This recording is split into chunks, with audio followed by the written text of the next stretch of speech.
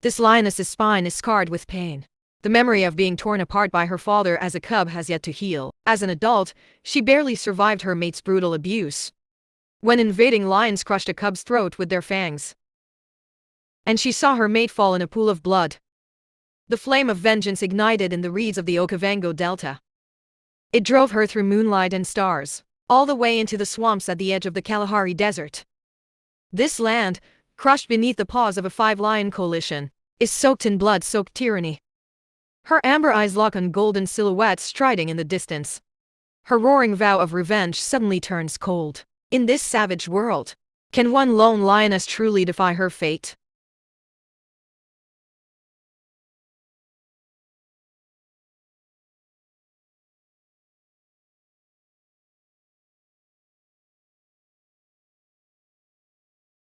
A year and a half of dust wore down Nyala's claws, but turned her cub's spines into curved blades. As the Kalahari sun gnawed the riverbed into a bleached skeleton, she finally led her nearly 2-year-old cubs into the wetlands. Here, reeds gleam like jade piercing scorched earth. Foragers and the bellows of grazing herds swirl into the code of survival. Here, Nyala forges her cubs into skilled hunters. One day, spotting a warthog mother and her piglet, she signals her daughter to. The two sons watch from the sidelines. The eldest daughter flattens herself to the ground, moving like a drifting shadow. Not even dewdrops dare tremble. When that flash of gold pounced on the warthog piglet, her claws latched on within just 2.5 seconds. But still young, she grew distracted. Seeing the piglet break free and flee, she slowed her pace, letting it escape, only to chase again for fun. Turns out, a hunter's playfulness and are just two faces of the same claw. This creature, smaller than her paw, tried to jab her palm with its tusks even in its final moment. That resistance costed its life, proving that in life, feigning death might bring survival. But survival in the wetlands is never just child's play. Nyala calls her cubs to hunt elephants. But before regrouping, a furious herd drives them into a chaotic retreat. They've provoked the giants now, while catching their breath beneath a camelthorn tree. One elephant swings its trunk like a battering ram. With a thunderous crack, a towering tree crashes to the ground. You little things dare challenge the rulers of the grasslands. But Nyala's will for revenge has fused with her instinct to survive.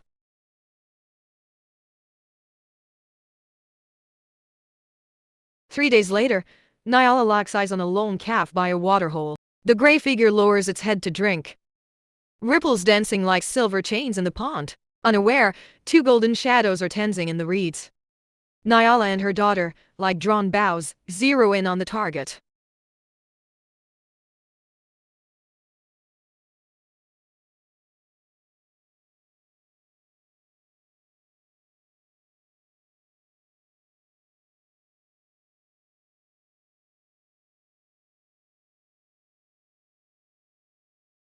Impatient, the daughter leaps too early, facing an elephant calf many times her size. The young lioness hesitates to strike. Nyala seizes the opening and pounces, hooking its back with claws like steel. She throws her full weight down, slamming the struggling calf to the ground. As the calf screams for its mother, the daughter charges the other baby elephant without fear. The daring move forces the mother to turn away. Nyala sees the mother elephant spin around to defend the other calf.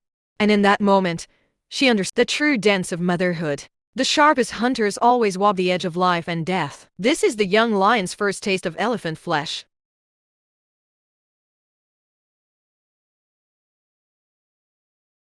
Since then, every day in the marsh has become elephant hunting practice. Their biting angles, their approach patterns, all start to echo Nyala's style.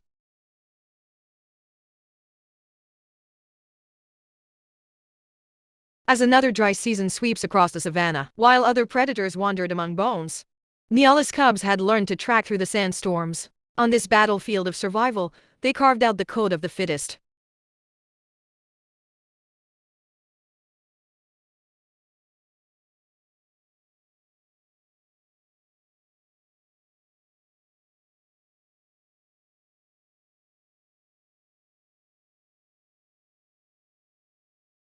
One day, as Nyala sat lost and she saw flashes of her cubs, 2.5 years old, still back then, their tails still had copper tips. Now, they bore thickening manes. Suddenly, a gust of blood-scented wind, a lion with a fiery mane stood across from them, his eyes burning with the power of the five-lion coalition.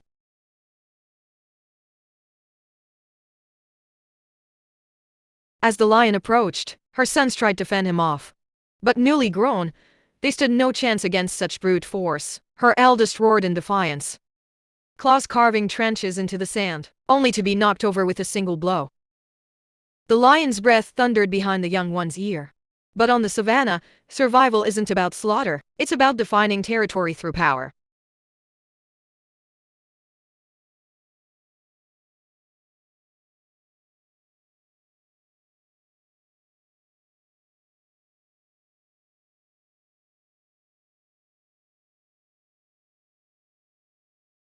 After a tense standoff, Nyala and her daughter stepped forward slowly. They let out soft, submissive growls, only when their reflection showed in the lion's amber eyes did his rage begin to subside.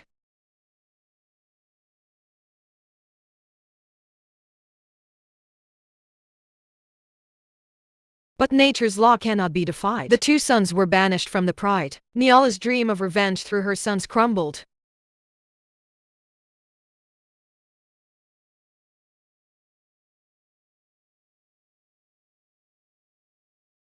The bleached skeletons of elephants stacked in the sands offered unexpected relief to her son's hunger. As their manes thickened over time, humans fitted them with satellite collars.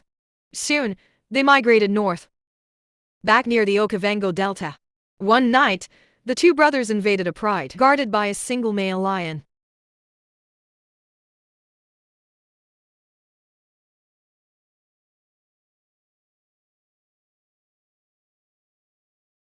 By morning, the former king lay defeated and exiled. The brothers took over the territory.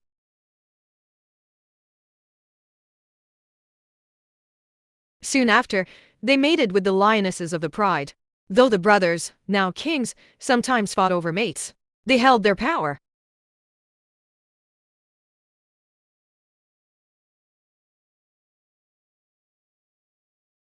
Even so, whenever they looked south, they thought of their mother's direction.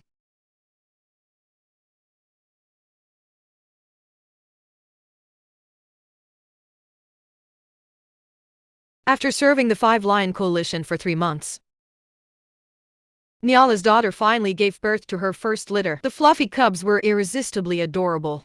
One of them looked exactly like Nyala as a cub, with the 5 lions as protectors, and Nyala a master huntress by their side. Her daughter's cubs never wanted for anything. What's rarer still was how gentle the lion fathers were with the cubs. Before long, Nyala herself gave birth again. This time, with the mighty coalition as her fortress. She truly believed she would never lose her cubs again.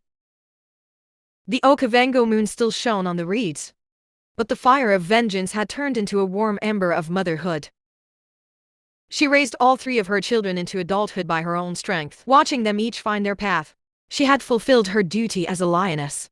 The winds of the grassland sweep over the Kalahari salt flats, carrying the breath of 3 lioness generations. The epic Nyala wrote with her scarred back was not a story of bloodshed and revenge, but a legacy of survival and life. For on this land that devoured countless ambitions, the greatest conquest was never a crown torn from another, but in letting her bloodline, through dusk and forever, send out new cries to shatter the coming dawn.